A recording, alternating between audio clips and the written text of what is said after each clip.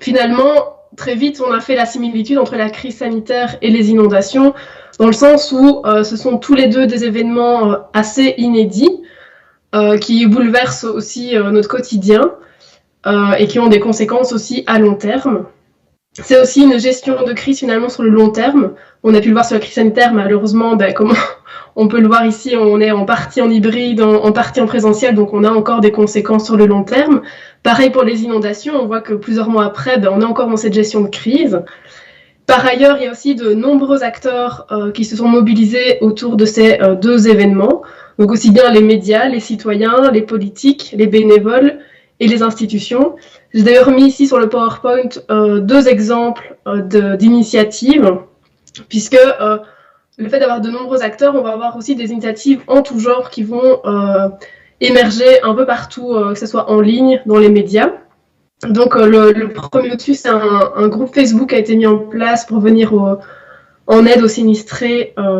Et le deuxième, c'est une plateforme aideinondation.be qui, pareil, ça permettait aux gens de demander une aide. Donc on voit qu'il y a énormément de choses qui ont été mises en place assez rapidement, un peu tout azimut, avec voilà, différentes initiatives. Et c'était la même chose également pour la crise sanitaire, puisqu'on a vu aussi des initiatives citoyennes émerger à droite, à gauche. Et si on ne fait pas attention, en fait, finalement, de pouvoir les archiver maintenant ou de se dire on collecte, on a une attention particulière, ce sont toutes des informations finalement qu'on risque de perdre et on va pouvoir finalement revenir sur ces événements seulement avec un seul biais. Et donc, voilà, on a très vite constaté qu'il y avait vraiment de similitudes avec la crise sanitaire et les inondations. Et donc, je vais vous présenter finalement, au sein de l'AFB, quel était le projet qu'on a mis en place lors de la crise sanitaire. Donc, avant toute chose, il faut souligner que c'est un projet national, donc qui a été porté par l'AFB et le VVBAD, donc qui est notre homologue du côté néerlandophone. Et voilà, pareil, comme je vous expliquais, on a eu assez rapidement une prise de conscience de cette période inédite, et de la nécessité de collecter, puisque effectivement, on voyait des initiatives à droite, à gauche, et on s'est dit, voilà, il faut agir maintenant. Et notre objectif, c'était aussi de montrer que l'archiviste a un rôle à jouer dès maintenant dans la collecte, et pas après dans la veille passive. Puisqu'on a un peu ce stéréotype des archivistes, c'est les poussières, c'est les papiers, on agit après. Alors que dans le cadre ici de ces événements, l'archiviste doit agir dès maintenant pour penser à la collecte, pour pouvoir écrire après l'histoire de ces événements. Et donc, il y avait aussi une volonté de vouloir agir pour garantir la pluralité des sources, puisqu'on sait bien qu'on aura effectivement une partie des traces un peu plus officielles, mais on n'aura pas forcément l'autre partie des sources, c'est-à-dire les citoyens, comment ils ont vécu, comment les institutions se sont mobilisées aussi pour les deux événements, donc que ce soit dans la crise sanitaire ou dans les inondations.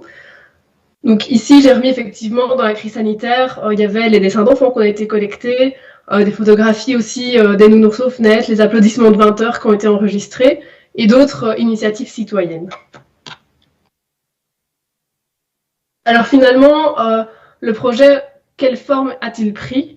Donc il a pris la forme d'une plateforme en ligne, donc j'ai fait une capture d'écran juste après, dont les objectifs étaient finalement d'encourager les centres d'archives en Belgique à lancer une campagne et permettre d'offrir une vitrine de ces actions, donc c'est-à-dire de centraliser l'ensemble des actions des archivistes, mais également de centraliser et mettre en valeur les initiatives citoyennes et les différentes études qui ont été produites durant cette période.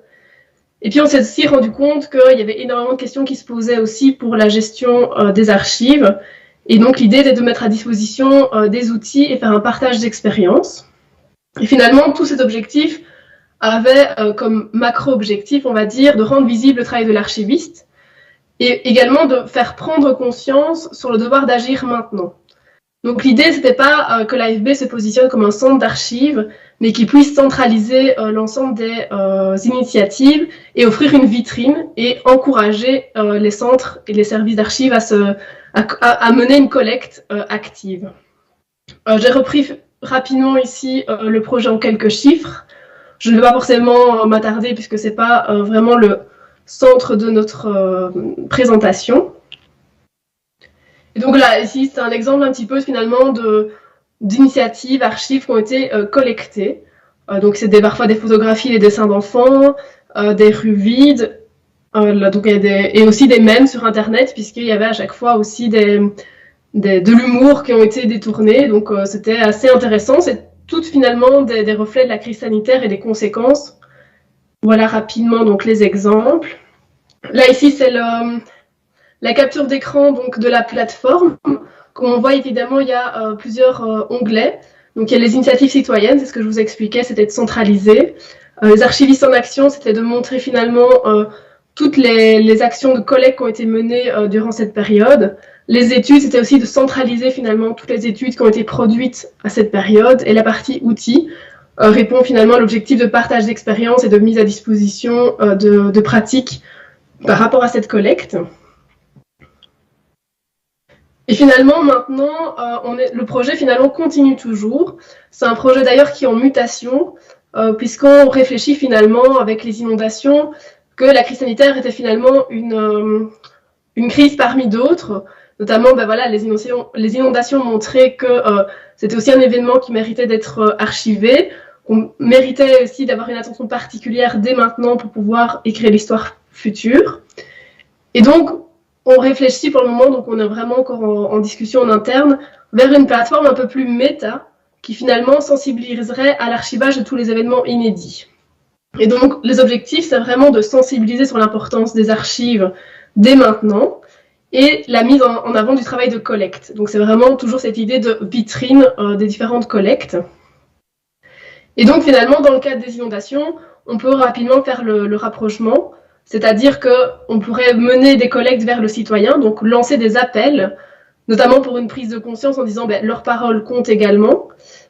Malheureusement ici, voilà, par notre expérience, on a pu voir que c'est peut-être compliqué à mettre en place dans le cas des inondations, parce qu'en fait, ça demande énormément de temps en ressources humaines et aussi, puisqu'en fait, l'idée, c'est de collecter les actions de ces citoyens, mais de pouvoir après identifier un centre d'archives pour qu'il puisse être archivé de manière pérenne.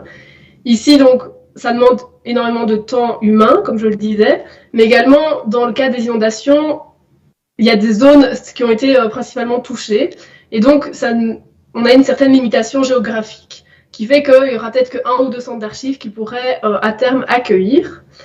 Et donc l'idée c'est de pouvoir ici plutôt en tant qu'AFB, on souhaite en tout cas interpeller quelques centres d'archives dans les régions sinistrées pour les interpeller sur ce projet et les inviter à lancer des collectes. Ensuite, il y avait aussi l'idée de pouvoir, à l'heure actuelle, comme on n'a pas encore de vision claire sur le devenir de la plateforme et le nom qu'elle aurait, c'est se dire qu'actuellement, on pourrait déjà rédiger un premier article sur la plateforme pour interpeller justement sur le fait que la crise sanitaire a été un événement majeur, mais il y a d'autres événements de type comme les inondations qui méritent également d'avoir une attention particulière.